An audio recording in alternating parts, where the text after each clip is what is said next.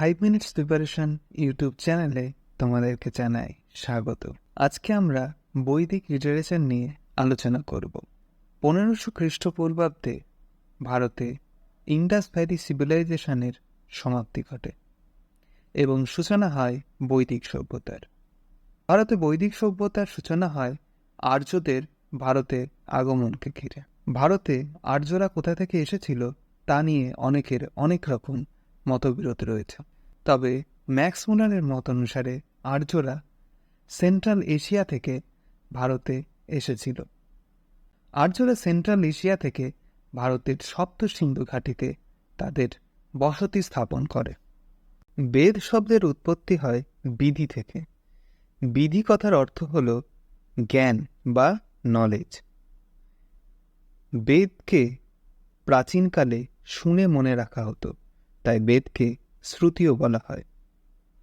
প্রাচীনকালে মনে করা হতো যে বেদ কোনো মানুষের দ্বারা রচনা নয়, এটি ভগবানের দান, তাই বেদকে অপুরুষেয় বলা হতো, যার অর্থ হল it is not created by the man but god gifted.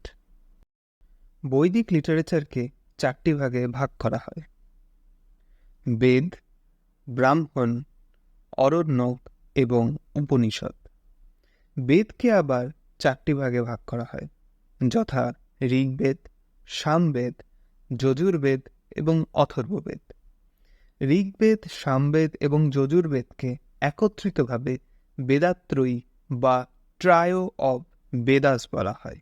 Rigveda সম্বন্ধে আলোচনা করার আগে তোমাদেরকে একটি ছোট্ট কথা বলতে চাই। এই ভিডিওতে লাইক এম রাখলাম মাত্র 20 লাইকের এবং ভিউজ এম রাখলাম 100টি ভিউয়ের।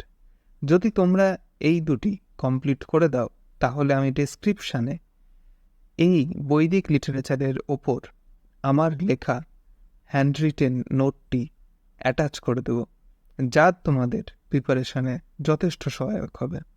তাই তোমরা ভিডিওটিকে লাইক করে তোমাদের বন্ধুদের মধ্যে শেয়ার করে দাও এবং চ্যানেলটিকে অবশ্যই সাবস্ক্রাইব করে দাও। ঋগ্বেদ প্রায় 1700 খ্রিস্টপূর্বাব্দে ঋগ্বেদের রচনা হয় বলে ধরে নেওয়া হয়। শুধুমাত্র ভারতবর্ষেরই নয়, পৃথিবীর অন্যতম প্রাচীন গ্রন্থ হল ঋগ্বেদ। ঋগ্বেদকে কালেকশন অফ লিরিক্স বলা হয়। ঋগ্বেদে টোটাল 1028টি হাইমস বা স্তব রয়েছে। ঋগ্বেদকে টোটাল 10টি মণ্ডলে বিভক্ত করা হয়, যার মধ্যে দ্বিতীয় থেকে সপ্তম মণ্ডল অর্থাৎ এই 6টি মণ্ডলকে একত্রে গোত্র বলা হয়। দশম মণ্ডলে 4টি বর্ণের উল্লেখ রয়েছে। এই 4টি বর্ণ হল ব্রাহ্মণ, ক্ষত্রিয়, বৈশ্য এবং শূদ্র।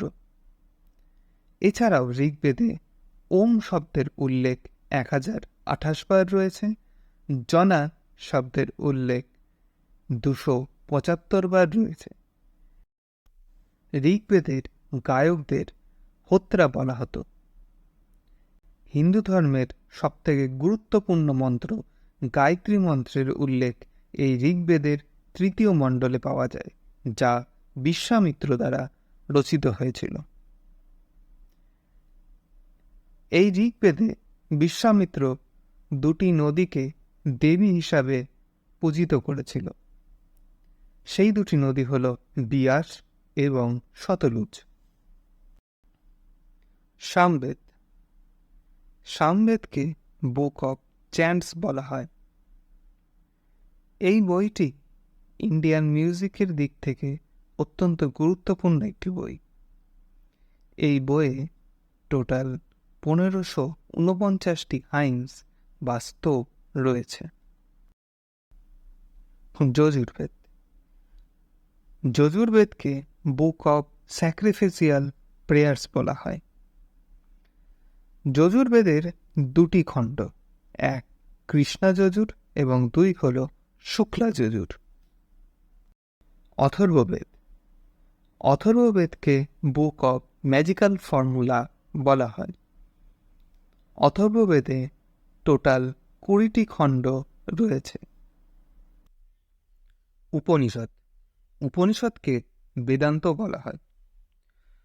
এটি মূলত একটি দার্শনিক বা ফিলোসফিক্যাল টেক্সট। টোটাল 108টি উপনিষদের মধ্যে বৃহদারণ্যক উপনিষদ সবথেকে প্রাচীন। বৃহদারণ্যক উপনিষদে তমসোমা জ্যোতির্গময়ার উল্লেখ রয়েছে এবং মুন্ডক উপনিষদে সত্যমেব জয়তের উল্লেখ রয়েছে। লিটারেচার অফ বৈদিক ট্র্যাডিশন। লিটারেচার অফ বৈদিক ট্র্যাডিশনগুলি হল বেদাঙ্গ, স্মৃতি ধর্মশাস্ত্র, মহাকাব্য, পুরাণ, উপবেদ এবং সদ্দর্শন। বেদাঙ্গকে আবার 6টি ভাগে ভাগ করা হয়: শিক্ষা, কল্পসূত্র, ব্যাকরণ, নিরুক্ত, ছন্দ এবং জ্যোতিষ। শিক্ষা, এতে ধ্বনিবিদ্যা এবং ধ্বনিবিজ্ঞান সম্বন্ধে আলোচনা করা হয়েছে। এতে বেদের বর্ণ, মাত্রা, স্বর ইত্যাদির সঠিক উচ্চারণ এবং প্রয়োগবিধি লিপিবদ্ধ রয়েছে। কল্পসূত্র, এতে বৈদিক যুগের সামাজিক এবং ধার্মিক রিচুয়াল সম্বন্ধে আলোচনা করা রয়েছে। ব্যাকরণ, এতে সংস্কৃত গ্রামার সম্বন্ধে উল্লেখ রয়েছে। নিরুক্ত, এটিকে পৃথিবীর প্রাচীনতম ডিকশনারি বলা হয়। এতে ইটিমোলজি অর্থাৎ শব্দের উৎপত্তি সম্বন্ধে উল্লেখ রয়েছে। ছন্দ, এতে ম্যাট্রিক সম্বন্ধে উল্লেখ রয়েছে এবং জ্যোতিষ, এতে অ্যাস্ট্রোনমি সম্বন্ধে উল্লেখ রয়েছে। মহাকাব্য, 2টি মহাকাব্য রয়েছে।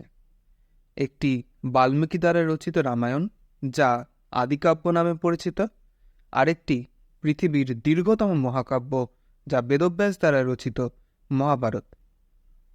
পুরাণ, মোট 18টি পুরাণ রয়েছে, যার মধ্যে মৎস্য পুরাণ হল প্রাচীনতম পুরাণ।